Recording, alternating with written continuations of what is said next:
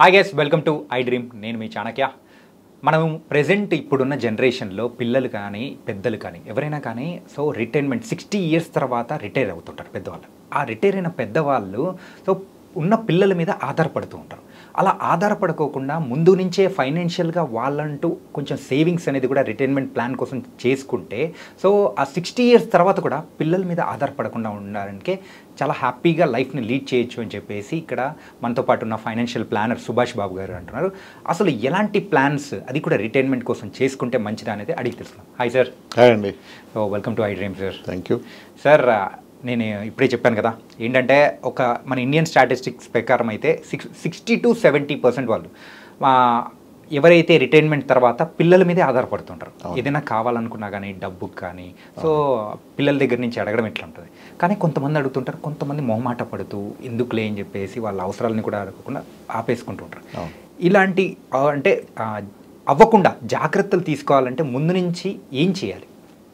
Good question అండి. చాలా relevant topic సొసైటీలో. అది ఇప్పుడు మీరు అన్నట్టు 60-70% పీపుల్ కూడా సఫర్ అవుతున్నా స్ట్రగుల్ అవుతానంటే అది బాధాకర విషయం. అది ఎందుకంటే వాళ్ళే కష్టపడి జీవితంలో వాళ్ళ ఫ్యామిలీ రేస్ చేసిన తర్వాత వాళ్ళ రిటైర్డ్ లైఫ్లో వాళ్ళు అది ఫేస్ చేస్తారంటే అది అవాయిడబుల్ సిచ్యువేషన్ యాక్చువల్గా. అది వాళ్ళు ఏం చేయాలి అని మనం ఆలోచించుకుంటే, అంటే మనం మీలాంటి యూత్ ఆ సిచ్యువేషన్ ఉండకూడదంటే ఏం చేయాలనే విషయం చెప్తాను మీకు నేను.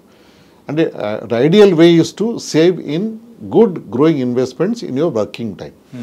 అది ఐడియల్ థియరీ. అది అంటే 30 ఏళ్ళ నుంచి మనం ఒక 55 ఏళ్ళ వరకు ఇన్వెస్ట్ చేసుకుని ఆ డబ్బును కార్పస్ జనరేట్ చేసుకుని 60 ఏళ్ళు వచ్చిన దాకా దాన్ని తీసుకుంటూ మనం విత్డ్రా చేసుకుంటూ పెన్షన్ ఈ మంచి పెన్షన్స్ ఎక్కువ ఉండేట్టు ఉద్యోగాల్లో 60 నుంచి ఆ డబ్బు తీసుకుంటూ వాళ్ళు లైఫ్ కంటిన్యూ చేసేయచ్చు కంఫర్టబుల్గా. ఓకే. వాళ్ళకి అసలు ఎంత డబ్బు అవసరం ఉంటుంది వాళ్ళు రిటైర్ అయిన తర్వాత అన్నది వ్యక్తికి మారుతూ ఉంటుంది. వాళ్ళ ఫ్యామిలీ సైజ్ బట్టి వాళ్ళ అవసరాలు బట్టి మారుతూ ఉంటుంది. కానీ యావరేజ్గా 1-2 కోట్ల అవసరం ఉంటుంది. యావరేజ్ మిడిల్ క్లాస్ ఇప్పుడు 30-40 వేలు ఖర్చు పెట్టే వాళ్ళకి 60 ఏళ్ల తర్వాత ఆ 30-40 వేలు కూడా పైన దాదాపు 2-3 lakhs అయిపోతుంది నెలకి. అది దాని మీద వాళ్ళు ఎంత డబ్బు సేవ్ చేసి పెట్టుకోవాలి, ఆ ఖర్చు వాళ్ళు మెయింటైన్ చేయాలి అంటే దాదాపు 2-2.5 కోట్లు అవసరం ఉంటుంది 60 ఏళ్ళకి వాళ్ళకి. ఆ 2-2.5 కోట్లు వాళ్ళు అక్యుములేట్ చేయగలగాలి 60 ఏళ్ళ టైం కంటే ఎంత ఇన్వెస్ట్ చేయాలని ఆ లెక్కలు ఉన్నాయి దాని మీద చేయడానికి. కానీ దానికి కావాల్సింది approach, financial discipline and goal based approach ఉంటే దాన్ని మనం చేయొచ్చు. ఓకే.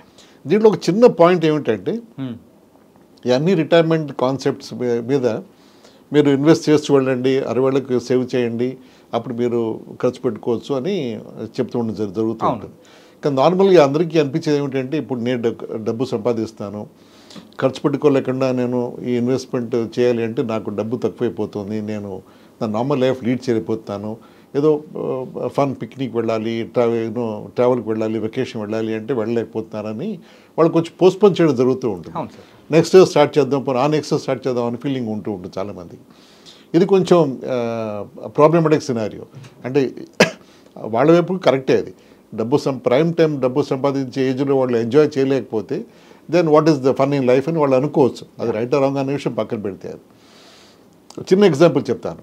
ఒక 25-year-old పర్సన్ ఉద్యోగం స్టార్ట్ చేశాడు, 35 వరకు 10 ఏళ్ళు 12 ఏళ్ళ వరకు 12 ఏళ్ళు 10 to 12 years అవుతుంది. కానీ ఒక 10-15 వేలు పర్ మంత్ సేవ్ చేసుకుంటూ వెళ్ళి ఎవ్రీ ఇయర్ కొంచెం పెంచుకుంటూ వెళ్తే ఎస్ఐపిని ఫస్ట్ ఇయర్ 15,000, నెక్స్ట్ ఇయర్ 18,000, 20,000 అలా చేసుకుంటూ వెళ్తే 12 ఏళ్ళలో 1 crore అతను జనరేట్ చేయొచ్చు. ఇది 10-12 yearsలో అతను 1 crore అతను జనరేట్ చేసేస్తాడు. Okay sir. యూజువల్గా ఈ రిటైర్మెంట్ ప్లాన్స్ విషయానికి వచ్చేటప్పటికి మధ్యలో ఎప్పుడైనా కానీ మన బ్రేక్స్ వేసి అంటే కొంచెం కట్టుకోలేని సిచ్యువేషన్ ఏదైనా ఎమర్జెన్సీ వచ్చినప్పుడు ఆ అమౌంట్ మనం తీసుకునే సిచ్యువేషన్స్ ఏదైనా ఉంటాయా?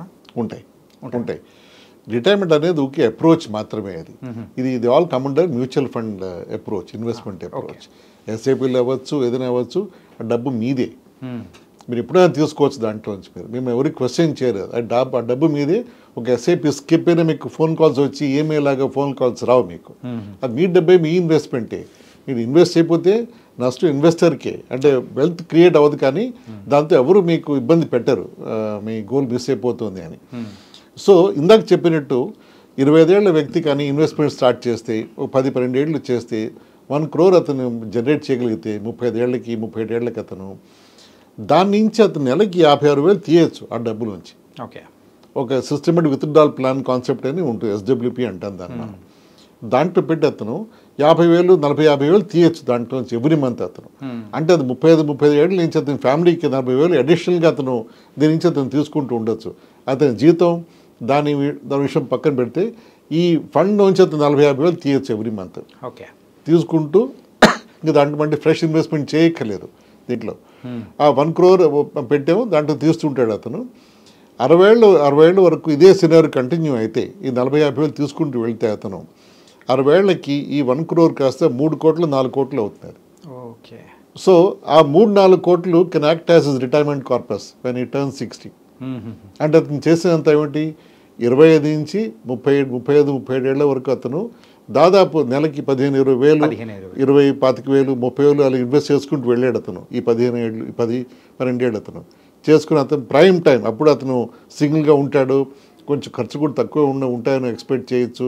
అప్పుడే పెళ్ళి ఒక పిల్లవాడు పుట్టినా కూడా అతను మేనేజ్ చేసుకోగలచ్చు. సో ఆ టైంకి అతను కానీ ఇన్వెస్ట్మెంట్ బర్డెన్ తీరిపోతే అతను ఈ can continue his life and his commitments very comfortably all through. Okay. So దీంట్లో వచ్చింది ఏమిటి, రిటైర్మెంట్ గోల్ అతను ఆబ్జెక్టివ్ మీట్ అయింది, తెలియకుండా మీట్ అయిపోతుంది అది. నెంబర్ 2 అతని 35-37 ఇయర్లో అతనికి కావాల్సిన ఈ expenses towards is additional expenses can be comfortably met with this SWP plan. Okay. So మెయిన్గా అయితే ఇలా ఇన్వెస్ట్ చేసేటప్పుడు మనం అంటూ ఒక గోల్ పెట్టుకొని మనం ముందుకు వెళ్ళాలి అంటారు. Correct. Okay. Goal based plan ఎప్పుడు అవసరమే ఈ ఇన్వెస్ట్మెంట్స్లో.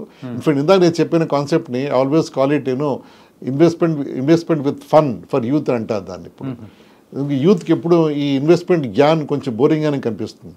ఎందుకంటే ప్రతివాడు ఇన్వెస్ట్ చేయాలి, సిస్టమేటిక్గా ఉండాలి, తీయకూడదు, ఇన్వెస్ట్ చేయాలి అని చెప్పడంతో అది కొంచెం it gets too much on their nerves. దానికి కొంచెం దాంట్లో మనం స్పైస్ అప్ చేసి 10 ఏళ్ళు చేయి, దాంతో ఇక్కడ withdraw money and enjoy your life అంటే the more then happy to jump in. Yeah. అంటే ఇంకొకటి ఏంటంటే సార్, మీరు ఇందాక ఒకటి చెప్పారు ఏంటంటే మనం ఇన్వెస్ట్ చేసే టైంలలో సో ఒక ప్రైమ్ టైం వచ్చేటప్పటికి ఫస్ట్ మనము ఒక 10,000 12,000 అలా చేసుకుంటూ వెళ్తున్న వాళ్ళం. ఆ అమౌంట్ని అట్లా ఇంక్రీజ్ చేసుకుంటూ ఎప్పుడైనా కానీ ఇబ్బందులు వచ్చినప్పుడు తగ్గించుకుంటూ అట్లా అయినా వెళ్ళొచ్చు. చేయొచ్చు, ఎప్పుడైనా చేయొచ్చు. ఆపచ్చు, స్టాప్ చేయొచ్చు, SIP తగ్గించవచ్చు, పెంచవచ్చు, ఏమైనా చేయొచ్చు. You can do that. Okay. అట్లాంటి విషయాల్లో ఏం ప్రాబ్లం ఏమి ఉండదు. అసలు ఉండదు, ప్రాబ్లం ఉండదు. ఓకే సార్, మనమైతే ఈ రిటైర్మెంట్ ప్లాన్ గురించి మాట్లాడుకుంటే నాకు బాగా అర్థమైంది ఏంటంటే ముందు నుంచి మన రిటైర్మెంట్ ప్లాన్ని ఒక గోల్గా పెట్టుకొని ఇన్వెస్ట్మెంట్ చేసుకుంటూ వెళ్తే ఆఫ్టర్ 60 years మనం హ్యాపీ లైఫ్ని లీడ్ చేయొచ్చు అని కూడా చాలా చక్కగా చెప్పారు. Thank you sir, thank you so much. Thank you.